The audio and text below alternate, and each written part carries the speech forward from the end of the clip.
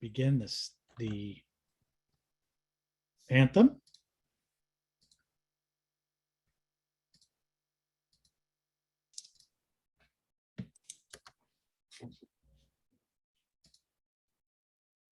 Oh, say, can you see by the dawn's early light what so proudly we hailed at the twilight's last gleaming, whose broad stripes and bright stars through the perilous fight o'er the ramparts we watched were so gallantly streaming, and the rocket's red glare, the bombs bursting in air, gave proof through the night that our flag was still there.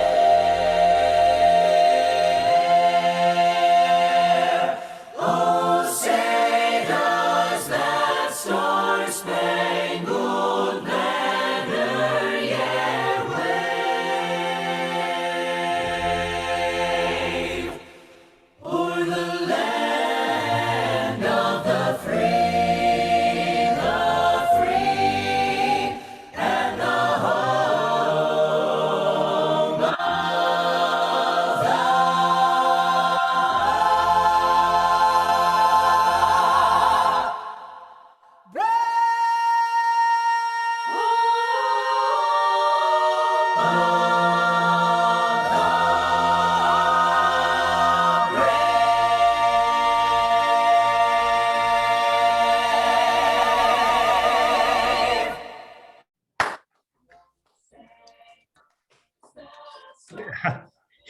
You did it again, Frank. Yeah, they're really good, huh?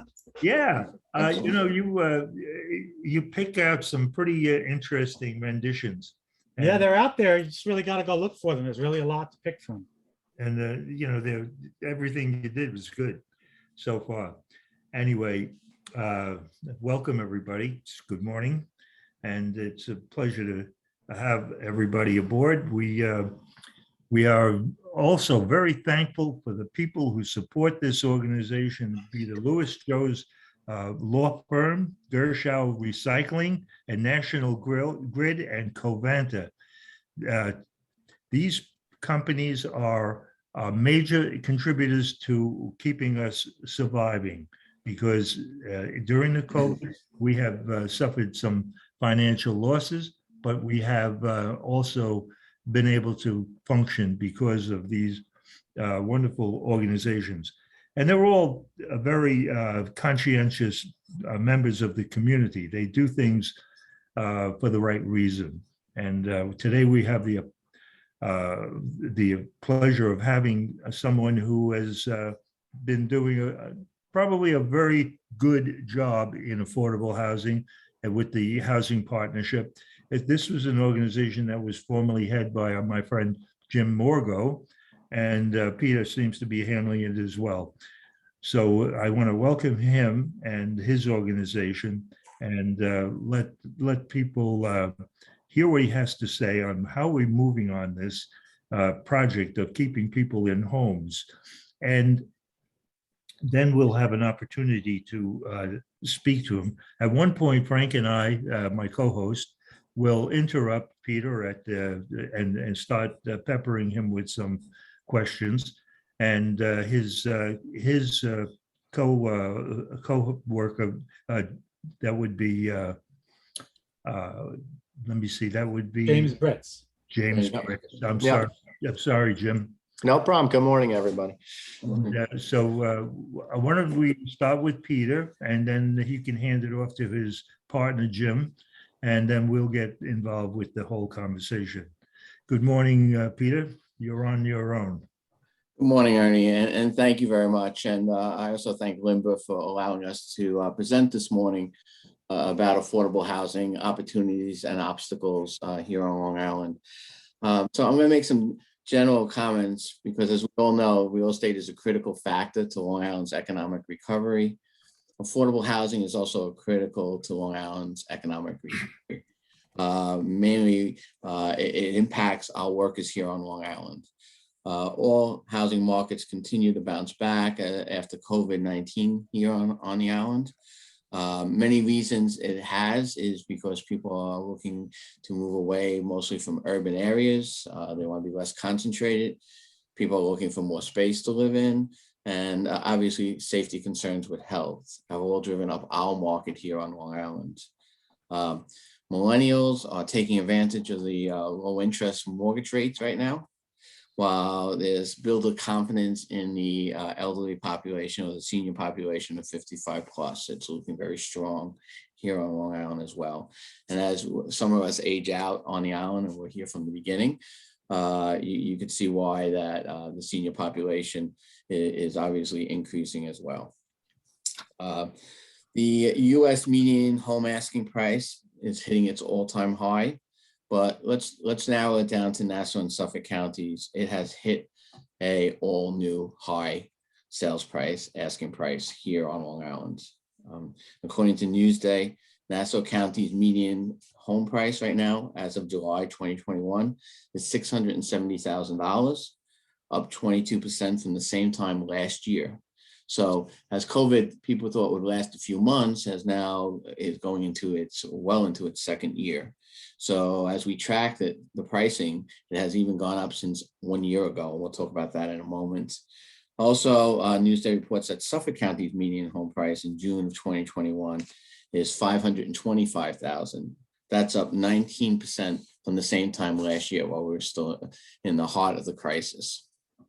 The big issue is the supply of homes. When we're looking at affordability, the supply of homes under $400,000 has significantly dipped and is very difficult to find these days. That does affect a lot of affordable housing programs on Long Island and has forced all of us to relook at the programs that are there. It affects our down payment assistance programs, our employer assisted housing programs, because those programs allow individuals to go out and buy their first home for what's in the market now. So if there's a home they want to purchase, it assists them with some down payment assistance, and it will assist them with the employer will assist them with some down payment assistance or closing cost assistance to help them be able to find homes. When they go well above $400,000, that no longer exists. And you have to reevaluate all those programs, which everyone is looking at those programs now and reevaluating how much more dollars or subsidy needs to go in that needs to be secured on those homes to make them affordable. Currently, as you know, on Long Island, there's an extremely limited inventory of for sale homes, thereby increasing the competition among the sale price. You hear in the papers that people are offering cash on the spot, $20,000, $50,000, $100,000 to purchase a home. That is first of all, it cannot happen to affordable home inventory on Long Island, because people who are looking at the affordable homes cannot afford to put cash up like that to be able to secure a home and purchase that home. So it has impacted the inventory that we have here. But let's discuss what actually happened during COVID, because I think that's critical to also realize in the development and construction of affordable housing. So let me just break down the real estate development into three categories. One is processing of applications for approval so you can build homes. Two is the construction of the homes. And three is the sale of the homes. So in processing of applications, the governor issued an executive order of 202.1 in March of 2020, which supported Article 7 of the Public Officers Law, which is, as we know, it the open meeting law. So what that allowed was to extend when necessary to permit any public body to meet and take such action authorized by the law without allowing the public to be present. That was important, but yet a lot of municipalities basically had closed their doors as well at that point and were looking for ways to reopen and get the approval process moving forward. So it affected planning boards, it affected ZBA meetings, All right, so they were all looking at how can we hold virtual meetings, and I heard a conversation a little earlier about the technology. Well, everyone was looking towards technology of these Zoom meetings to try to start again hearing, hearing ZBA hearings going on and zoning and planning board meetings to continue so that development could continue and the approval process could continue. The other area where it affected the approval process was when the clerk's offices were closed, from a standpoint of getting clear title or to go to a closing, it became an issue. So everything got slowed. A lot of municipalities did start some of the Zoom meetings to start this process. A lot of them did not. A lot of smaller municipalities did not go forward with this process. So everything was at some point at a standstill or delayed at best. All new procedures within the municipalities had to be established for these plan reviews or these variance meetings. It actually slowed the process tremendously to the point that a lot of things were not moving through the first initial stage, the approval stage to start construction of new homes. So I'm going to jump to the next phase, which is the actual construction, because some of us had some approvals in place already, but construction was very limited or totally restricted during COVID. All non-essential construction had to stop. Affordable housing was deemed an essential service, but the general contractors had a hard time getting their subcontractors out to sites because of the fact that they had high COVID rates, and obviously they didn't want them to get COVID, and as well as their families to get COVID. So construction pretty much came to somewhat of a halt.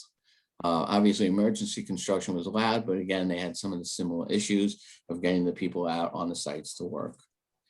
The supplies for construction were limited to what was in stock locally. A lot of the lumber yards, et cetera, slowed down on their orders because construction was slowing down. So whatever was there was at demand, which again increased the pricing of the homes that were being built. Lumber was extremely costly due to the high demand of supplies being low. But also, if you remember, we had the wildfires out in California, and those wildfires created a tremendous, with lumber yards closing up, lumber yards, being affected by the fires, obviously had an impact across the nation, as well as other issues affecting the lumber prices. So everything was driving to build affordable housing in kind of the wrong direction, right? The approval process was being slowed, which time is money. The construction process was being slowed because of the COVID crisis, the workers, the supplies. And then the sale of the homes obviously started picking up as people wanted to move out of the city, wanted to move someplace where they had more space, more open area.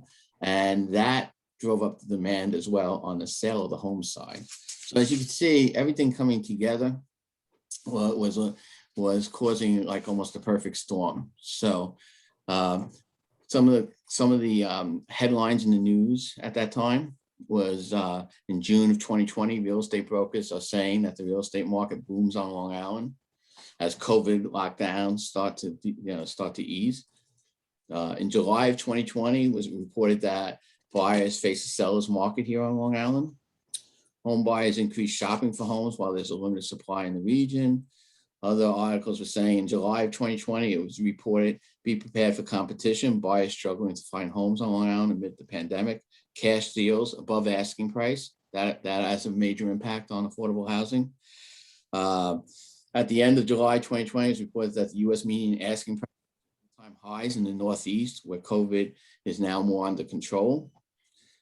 The top headline in the Empire Report on August 30th was New Yorkers flee to suburbs.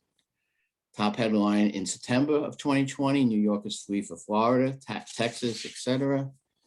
And the top headline in September 8th of 2020, when no one is leaving the Hamptons. That was the whole impact of, people moving their families out to their summer houses in the Hamptons, and that kids were not leaving to go back to the city and in their primary residence, and were staying in the schools out there, and the schools were having issues with, dealing with the increase in the school age population. So that was what we were facing as far as the obstacles with affordable housing. But where does that leave us today in affordable housing? Development is stronger than ever. We're building new affordable homes after subsidies for under $250,000, which does not exist elsewhere on Long Island. And that's thanks to the everyone putting something into the process to make it more affordable.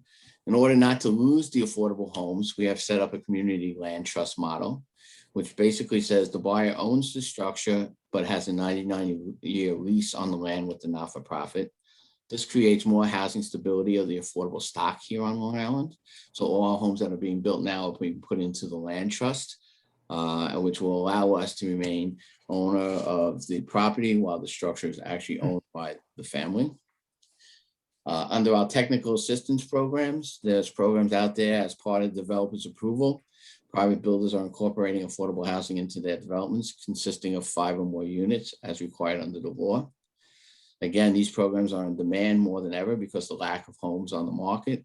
And this applies not only to developers who are building home ownership units, but rental units as well.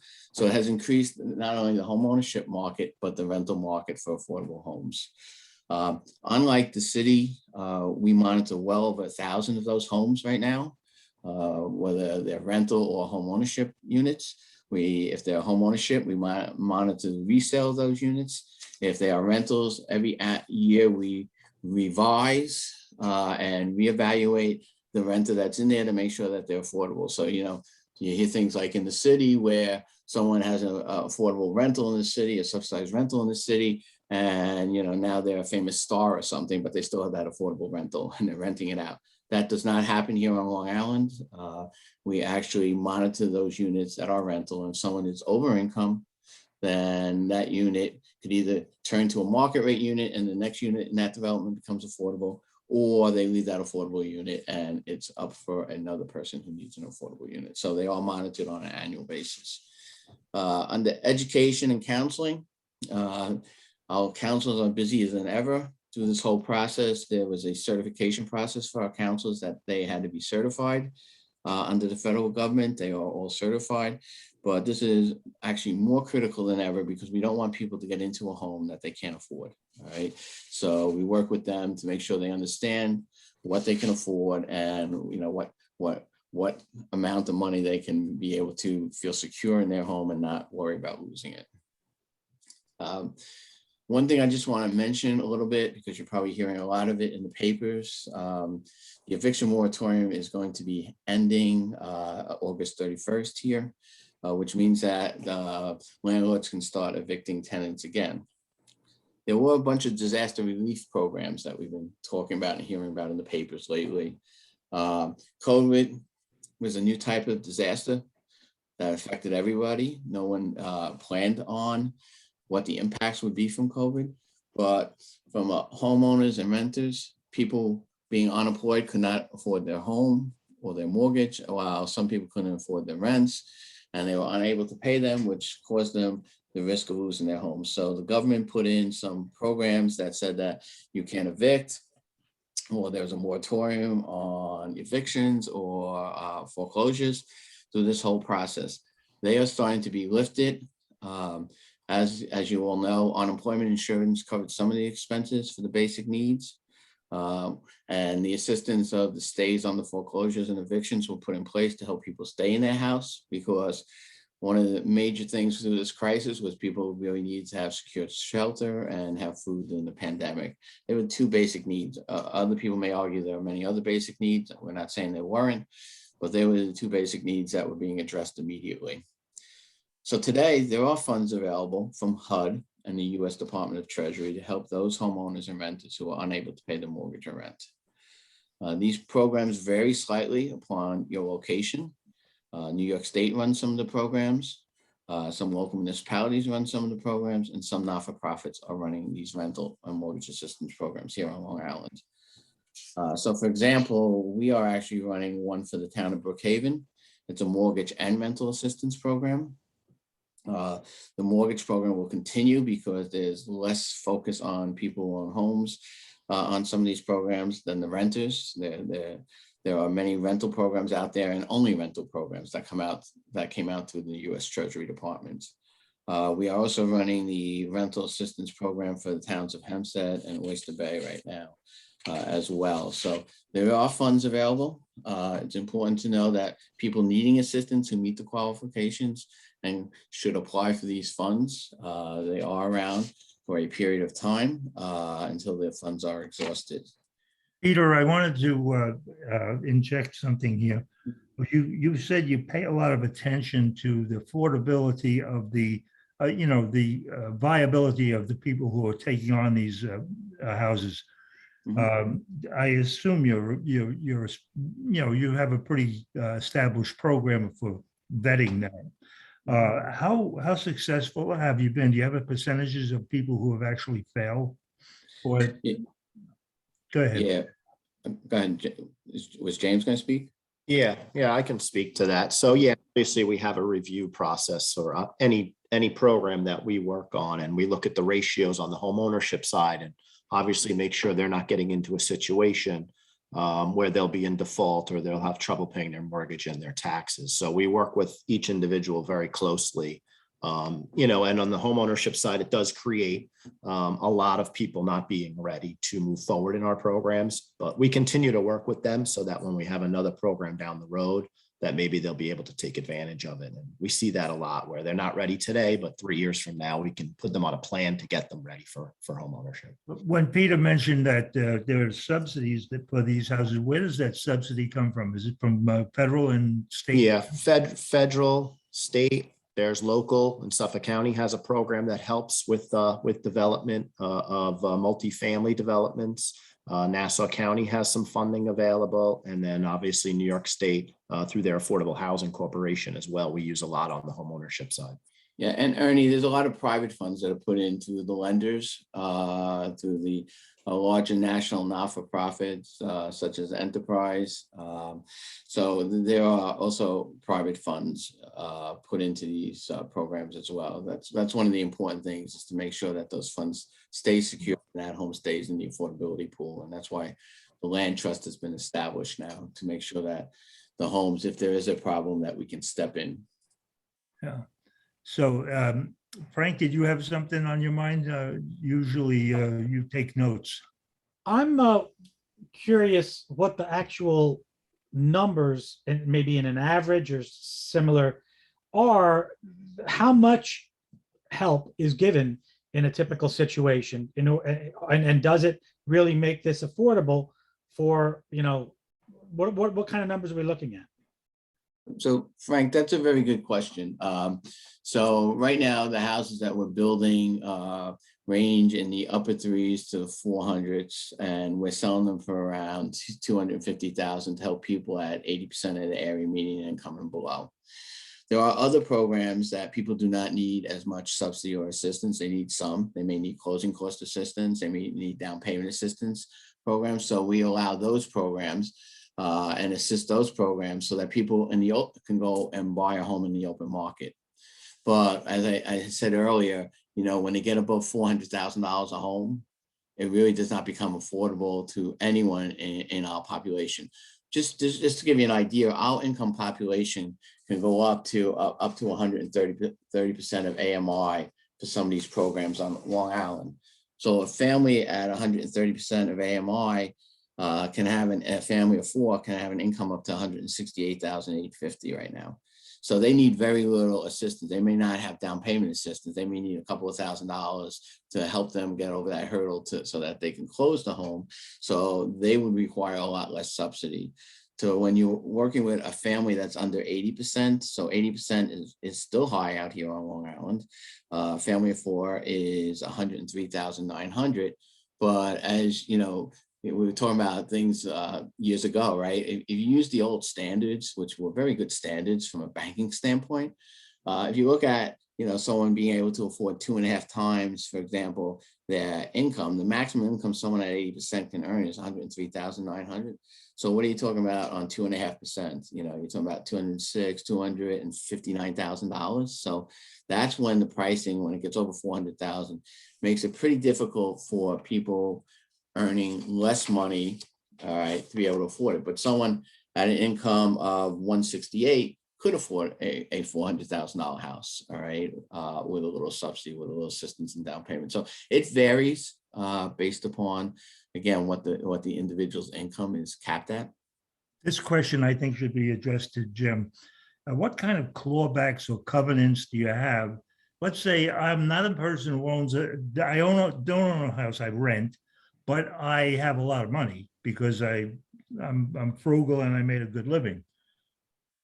If I buy one of your houses at a discount rate, because I fudged some numbers, do you have a clawback on that, or do you have covenants on that? Yeah. So there's covenants and restrictions on any of the home ownership units we do. And they range sometimes from municipality to municipality. And obviously, once a homeowner is in, we don't calculate income moving forward. So on the home ownership side, they're calculated when they buy the home. You know, if all of a sudden they hit the lottery the next day, they don't get kicked out of that home. But what we do now on the covenants and restrictions and working with municipalities, not only on the homes we develop, is that there's resale restrictions, because for 20 years that I've been at LIHP, the hardest thing is to get these units developed. So once we get a home developed and we get a household in there that meets the criteria, we don't want to lose that home in 5 years if they're selling it, and it allows them to take a windfall profit on that home. So we've put resale restrictions in place that they now have to sell to another affordable buyer, but also based upon what consumer price index has increased over that time. So if they stay in there for 5 years and CPI, consumer price index, has gone up 2% each year, they'll take a 10% return on their investment. And on top of that, also what they've paid off in their mortgage, their initial down payment, they get that back.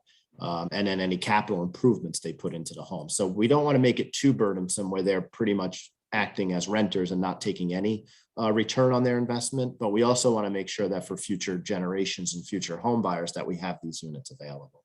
Right. Now, And Jimmy, those, in the event that a person stays in the house for a long time, and now they have grown children, they can pass this on to them, just like I could pass my house on to my children, correct? They can pass it on if the children would qualify. There's certain restrictions depending on the municipality and the funding sources that mandate we'd still have to screen that person. The And house, not the land, because the land is owned by the not-for-profit. on our developments, on our developments, there's a 99-year land lease. So we would always continually to monitor and put those resale restrictions, but municipalities have adopted their own. So if you see a condo development in your neighborhood and they're building 50 units, there may be an affordable component. Those units also have covenants on them that they can't just be sold on the open market by that affordable person. So we work with the homeowners in those situations to sell to another affordable buyer as well. Frank, I think it's about time we let the audience ask questions. We do have some questions. Al Vitters asked this question and said it was okay if I just asked it for him for expedience. Has there been an uptick in homeless statistics in Suffolk? I think this relates to COVID, of course. Are any solutions being worked or looked at? There hasn't been an uptick because, again, the foreclosure and the eviction moratoriums have been in place. So we haven't seen any upticks in those numbers, but obviously, as Peter mentioned, August 31st is a big deadline where that's going to be potentially lifted unless something happens. So those rental and home ownership arrears programs are very critical. So we're working right now in the town of Brookhaven with them on rental and home ownership arrears. And then we're working with Hempstead and Oyster Bay in Nassau County on rental arrears programs to try and avoid these types of situations, because people can be 6, 8, 12 months behind on their rent or on their mortgage. But because of those moratoriums, nothing has been done with those renters or those homeowners. yeah, and on Long Island, we do have a lot of landlords that have maybe a accessory apartment on their home, or a 2 or 3 person unit, residency unit for the renters, and the landlords will also be impacted by this, because a lot of them, there were programs out there that were being established for the landlords, so that obviously if they had a mortgage on their house and they were renting 2 units and they weren't being paid, we didn't want them to fall behind as well. So in this case, it was a very unique disaster, because it not only impacted the tenants, but it impacted the landlords that were there too. So. Yeah.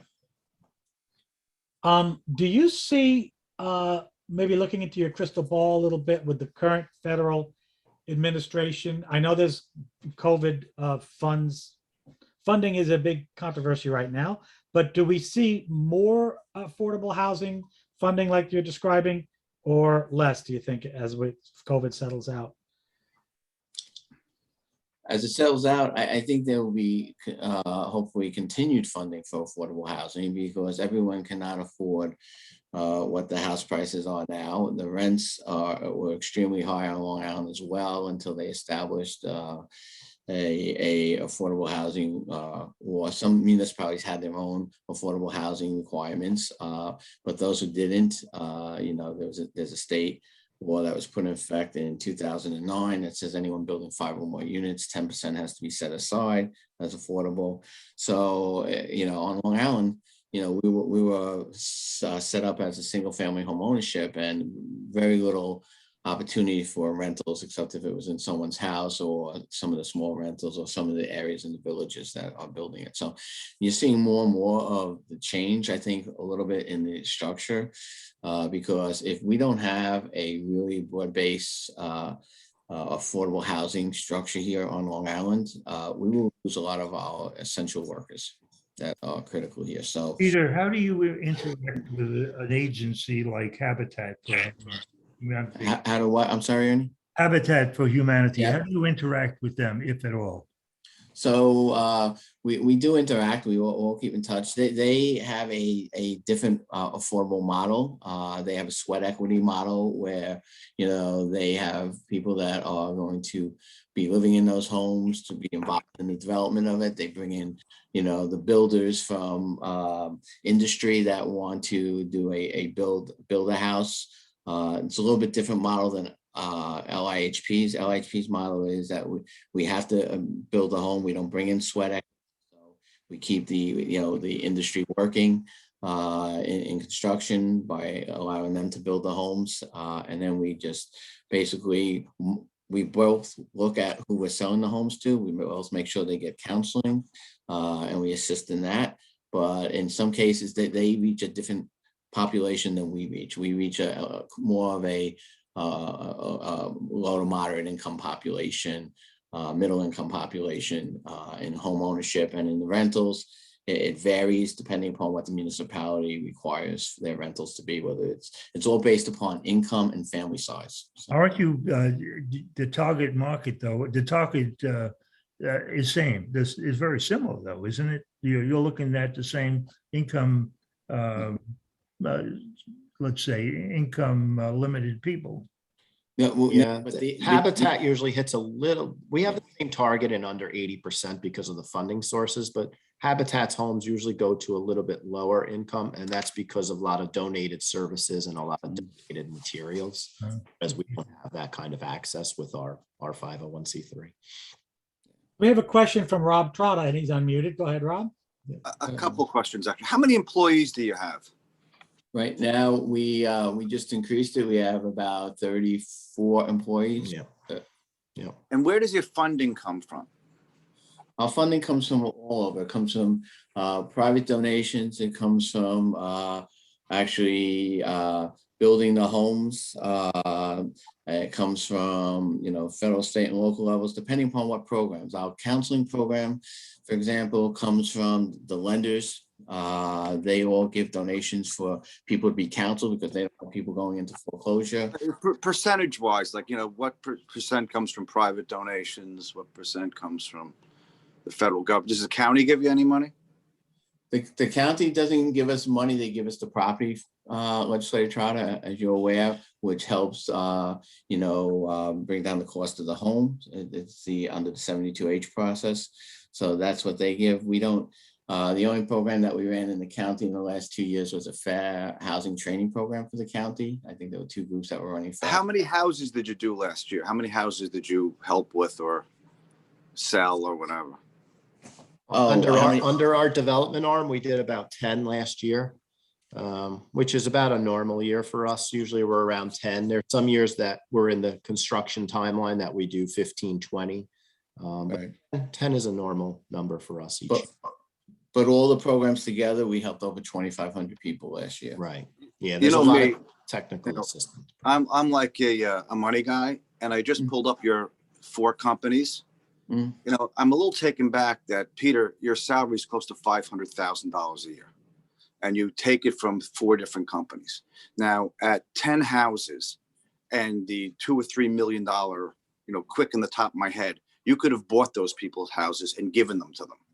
So I don't see, explain to me how Long Island Housing Partnership is actually helping, because you have a $3 or $4 or $5 million budget and you're only doing 10 houses. You could actually buy people houses and give them to them with that Yeah, much. well, first of all, let's say try to we're over 10 corporations, okay? We have various programs going on in each one of those 10 corporations. We are a community development financial institution. We are a community development corporation. We have 3 development corporations that are. I have your tax returns in front of me. I see them. Yeah, well, there's 10 corporations. So the bottom line is all those corporations, and that's not salary, okay, alone, number one. And number two, I will tell you, as far as we help thousands of people a year, we have a very limited staff to do that. And we actually do provide those services to all those people. Yeah. Well, I got to tell you, I looked at this and I remember a couple of years back, I went to a house in Wyandanch, and I think it cost you $350,000 to build, and you only sold it for 200 and something thousand. So you actually lost money on that. Look, I think in concept it's good, but I'm really, really troubled when I see a not-for-profit CEO making hundreds and hundreds and hundreds of thousands of dollars. It's very, very troubling to me as a taxpayer, and to see people struggling, even in my district. So, this is very concerning to me. While you paint a rosy picture of what you're doing, when you dig down, which I've done for 30 years in law enforcement, I was with the IRS for years, and I looked at cases like this. This is troubling. Well, Very troubling. You're welcome to talk to our staff and our board to get the exact numbers, because, I don't know what you're looking at or you're reading, but in the past, it was not correct. So we'd be glad to sit down and go over it with you, because believe me, I will be spending some time on this. Thank you very much. The next question is from Jim Morgo. Hey, Peter and James, and hello, everybody else. Hi, Jim. How you doing? I will try to refrain from political sound bites like you've only built 10 homes a year, because it's far more complicated than that. But one thing that really got me is the use of the land trust, because as you guys both know, at my 17 years at the Housing Partnership, for those of you who don't know, I was the first president of the Housing Partnership. Peter is the second, and I always say I'm the second best president the Housing Partnership ever had. The constant controversial issue was how to keep the homes affordable in perpetuity. And during my 17 years, it was never solved. I can remember the soft-spoken Bob Weeble talking about, well, you can't do that because then you'll create ghettos. But that was a very creative solution. How well has it worked? Has there been any pushback from the home buyers or from the board in implementing it? So it's been working quite well. As Jim, you and I probably visited many times throughout the year, that over the years that we were concerned about doing that, because how would it impact the homes on Long Island? It actually is very important for us to keep control of the land, because that's one of the most expensive items in the construction of affordable homes. So we did not get pushback. The families will continue to get guidance through this whole process. And if there is a problem, we can step in a lot earlier. If someone feels obviously that it's an affordable home and the family needs some assistance, we can step in a little bit earlier to try to see if we can correct it. And if not, we obviously can buy back the home without all the legal regulations associated with it, because we own the land that's underneath the structure. So it's been very favorable on the ones we've sold so far. And it will probably continue to be favorable in a high cost area. When did it begin? When did you start that model? We started about 3 years ago. As you know, it's a very complex model. It requires a 99-year ground lease to be developed. It has been really pushed across the nation as well, as far as creating community land trust. I think there's about 290 plus land trusts across the nation. And each one of them, the biggest one, obviously, that we're all probably familiar with close by is the one in Vermont. That includes commercial properties and includes affordable homes, rentals, and home ownership units. But basically, it's a model that is somewhat complex. It's a model that's been used and tested. And, our concern was bringing it to the Long Island region. We saw a lot of land trusts that were set up in smaller geographical areas. And since it's an actual corporation, it needs to be run properly. And unfortunately, they were not successful at getting enough of economies of scale built into that land trust early on. So we had some major private sponsors who funded us to set up the community land trust, the corporation. We had private sponsors to fund us to establish all the legal documents that are required under the program. And obviously, as we started the program, it gave us the security that we will always have some control of that property. If a family has trouble remaining in that property, that we can work with them and change the property over to how we see fit, whether it needs to be a rental, or it needs to be resold to another affordable person, and we work with that family to find them another home. Yeah, wait, because the very first meeting of the board of the housing partnership in 1988, it was an issue. How do you keep the homes affordable? You remember the homes we did in East Quogue, and after the 10-year time, what happened to them? So it seems ingenious. It took a while, but it seems like it's working. I'm very happy to hear that. So can you explain what did happen to them? They shot up in price? Yep. The compliance period was 10 years. And they were incredibly affordable, particularly in that location. And then the prices. So you ended up handing these people a bonanza. Yeah. So this is unintentionally. Yeah. Yes. And I don't mean to do the answering, but I'm remembering back then. The issue was and Jim, the issue on that was really the subsidies put the restrictions on the homes, and after a certain period, those restrictions wore off. After 5 years, 10% of the restriction that was put in, the dollars that were put in, wore off. But obviously, with the price of housing on Long Island, that was nothing, because then after 10 years, they had that money plus whatever as James said earlier, the consumer price index cost of increases they were securing. So in order to keep it in the home, the land trust was probably the most restrictive model in perpetuity to keep that home affordable.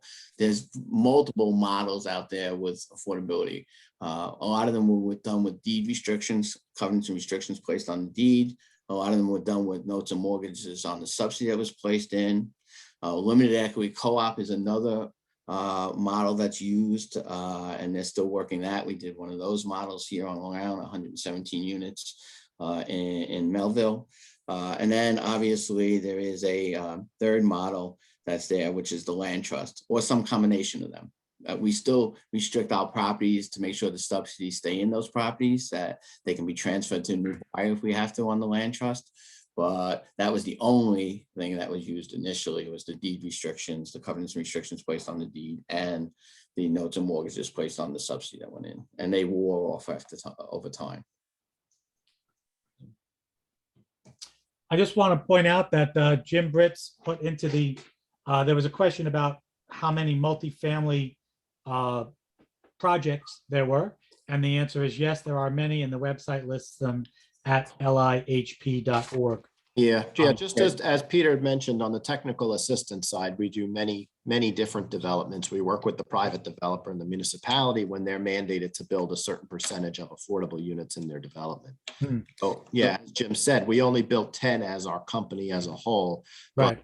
As a developer, but we also assist with hundreds and hundreds of developments and units that are being constructed each year. Some are 55 and older, some are non-age restricted. They're over throughout Nassau and Suffolk County. So I just want to take a minute and point out that the idea that most of us immediately start counting houses points to our suburban roots. Right. The answer to this is not to continue building individual single family houses. Even we know our cesspool infrastructure will not allow that even if we wanted to do it. And So- so, you know, Right. there's a fallacy in the math of counting houses. Yeah. Yeah, So let me just say, right now, there's 59 developments, rental and home ownership developments that we monitor with over 1,421 units a year. I would say in the middle of the crisis, I can tell you exactly, we had 10 new developments that came into a home ownership, creating 16 units, and there were 8 for a total of 10. There were 8 rental developments that came in that created 84 units of rentals that were being put up over that last year. So it's very nice to say that only 10 were built. Just to give you an idea, we are a developer where we build our own homes, and that's the 10 units that James was talking about earlier. But we also work with private developers. We work with municipalities to create those additional units in multifamily developments. We've created our own multifamily developments as well. So that there's, like, as I said earlier, there's over 2,500 people we help a year. What about the idea of your auxiliary apartments that some towns have now? I think, do all the towns have it? And how do you interact with them, if at all? So the towns usually, one of the things that was written, the New York State Comptroller did a report that reported back that they did a review of all the homes that were built under the state's affordable housing code. And basically, we work with them because most of the times in their code, they put right in that they have to work with a third party to review and put the tenants and the families into these homes. So most of them we work with. To our, as we said, our technical assistance programs by screening the individuals that are going into these homes and then monitoring those individuals to make sure they still meet the requirements to stay in those homes. I don't know if you answered the question. I'm talking about auxiliary apartments. Auxiliary. yeah, some municipalities have adopted codes. Right. Actually working on a development in the town of Brookhaven to create that opportunity for people. Because we feel that that's going to be a need, obviously, moving forward, not only for maybe younger people, but also for people who are maybe aging out in the homes they're currently. Can you explain what that means, auxiliary apartments? I'm not familiar with that term, Ernie. Oh, if you have, let's say, one of your floors, your top floor or maybe a ground floor, that you want to make a separate apartment, a separate entrance. Oh, And you're, a homeowner, you can apply for a permit to get. Oh, Accessory apartments. Yeah, we call them Okay, accessory. Yeah. okay, Yeah. okay.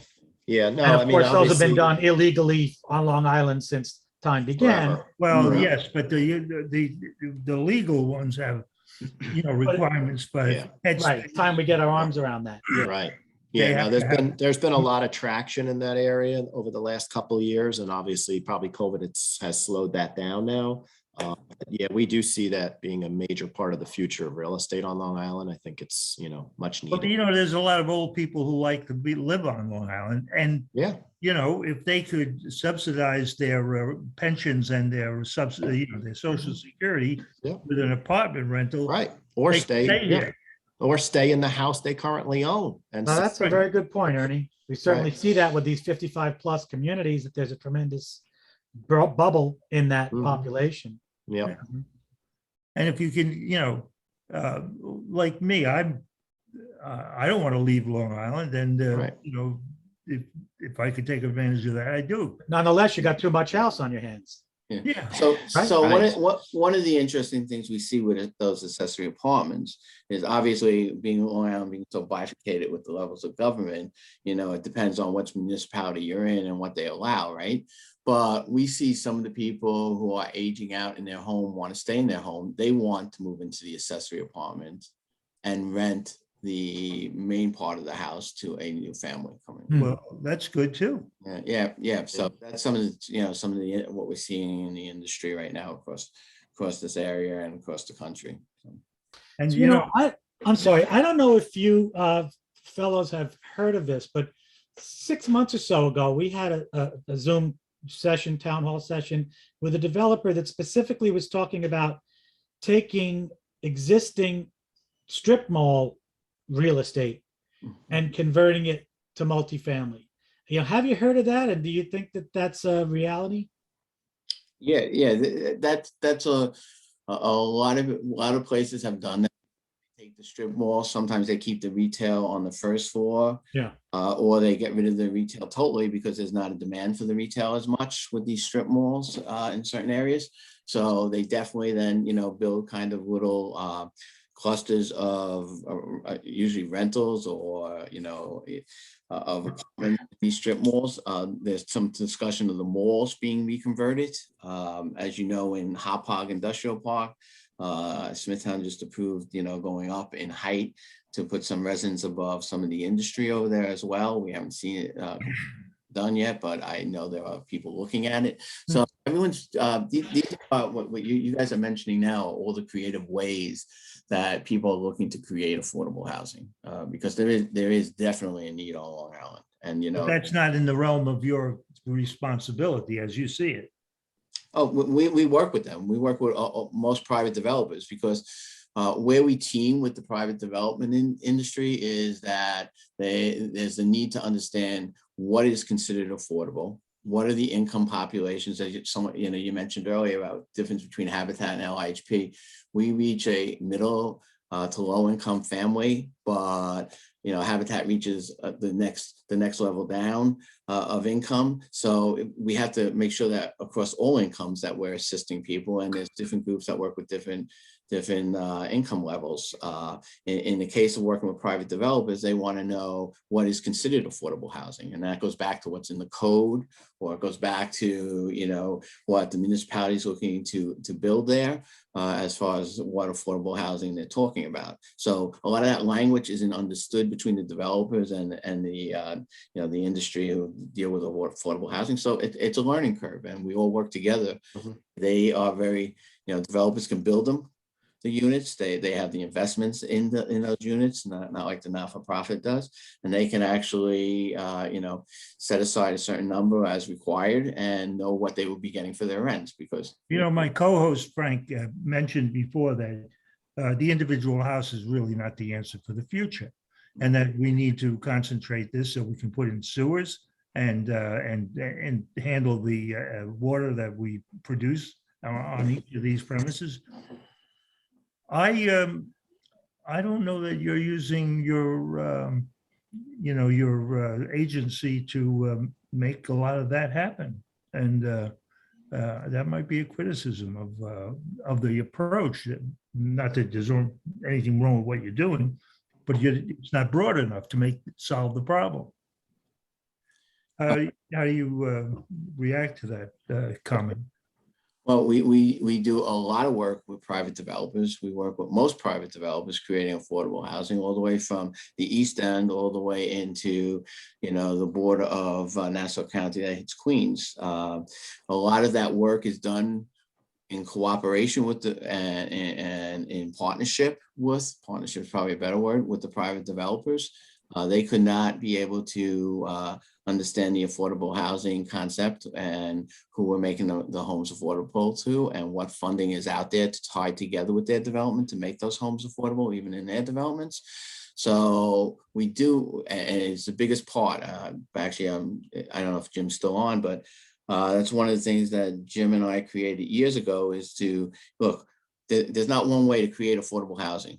That's why, when the legislature picked out the development side that 10 homes were built, no, that's on the development side as a general contractor, but we build thousands of units each year in affordable housing that are done in partnership with private developers. They have to understand the industry, just like they go out for banking and financing, how they're going to afford to build these units. Part of that, once they have an affordable housing component to it, has to be put into the equation. And that's where we work very closely with them. We, like I said, we had 2 people this week alone that came in with new developments that they were looking at for us to do. We do all their lotteries. We do all their marketing of those homes to make sure that they get to the right families. So, the whole process of what we call under our technical assistance programs, where we work with the private industry to also create these affordable units, whether it is as simple as getting their approvals, getting the subsidy down for their homes that they're building, as far as qualifying their applicants, as far as marketing these homes and holding the lotteries to make sure there's a fair opportunity for everyone to get one of these homes. So there's a whole process involved. And some developers Some developers have their own management company that will maintain these, and we work with them to understand the fair housing requirements that are in these homes, et cetera. Or if they just need subsidies, we work with them to secure those subsidies, because most subsidies require that a not-for-profit or municipality be involved in it. So there's a lot of different ways we work with them. We just don't go, marketing LIHP's name associated with it, but we do work with all these developers. That's why we have over 1,000 units that we monitor right now. So we have another question, apparently, it's not about, Lynn is telling me that. Ken, do you have a question? Going to ask you to unmute.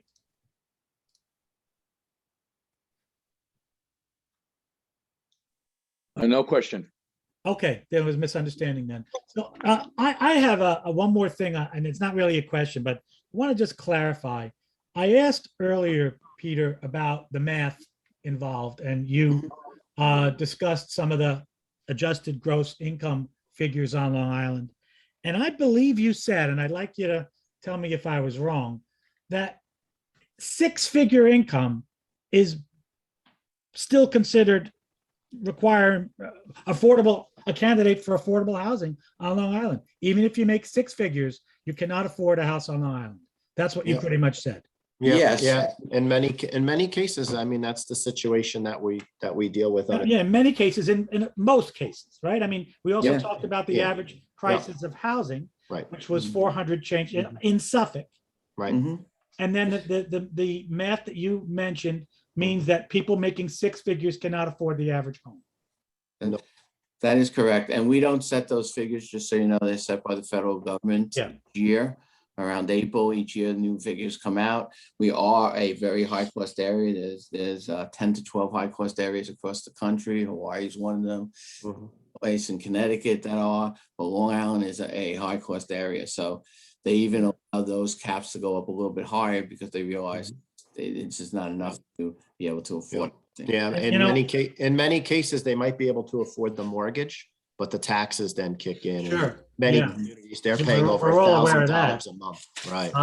So, I admit to reading Newsday articles typically about salaries, teacher salaries that are making $125,000 and, everything.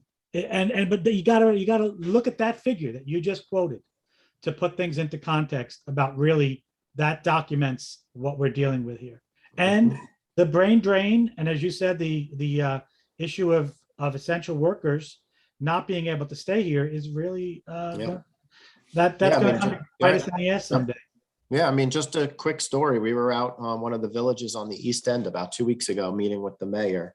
And one of the biggest problems he's having is the restaurants aren't able to get enough workers. So Yeah. some of the restaurants are closing on Mondays and Tuesdays, which is hurting the restaurant business, which is hurting other things, obviously, in the community. So, I mean, that's kind of what we deal with.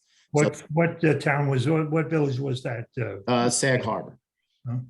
Yeah, so they called us in to come and talk about opportunities that can be done around Main Street and, and different type of multifamily developments that can potentially happen. We see that especially on the East End. We see it in other communities as well in Suffolk and Nassau, but you see that a lot on the East End where the workers just can't find a place to live out there. Therefore, businesses are suffering, homeowners are suffering, and landscapers aren't out there, construction workers aren't out there. So we're seeing that a lot more. These communities are inviting us in to try to come up with some opportunities for those. And so that's the canary in the coal mine, that Yeah. the people who can afford luxury homes can't get them landscaped. Mhm. Yep. But there is And truly, restaurants, So construction. maybe they'll learn how to landscape themselves. Yeah. Stay Sure. healthy. that's, yeah. Yeah. Frank, Yeah, Frank, I think we're coming to the end of our Yeah, program. we sure are, but it was a great conversation. Yeah. And let me see, we have an announcement for the next meeting, right? Oh, and by the way, we need funding, folks. If you haven't paid your dues, pay your dues so we can continue to do this kind of discussion. This is not something that happens by itself. It happens because we have enough money to do it. So please support these programs by being a member, or if you just want to make a donation, please do that. We're like public radio or public television.